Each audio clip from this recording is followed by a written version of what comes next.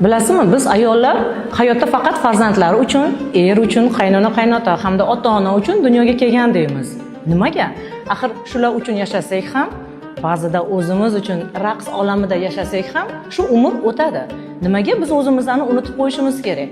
Xo'p, bu mas'uliyat, bu vazifalar shundoq ham bo'ynimizda olib yuramiz. Butun hayotni kerak bo'lsa, mas'uliyatlarini, yuklarini yelkamizga ortamiz-ku, lekin o'zimizlarnikiga kelganda chetga suramiz, orqaga tashlaymiz. Bu menimcha juda ham noto'g'ri.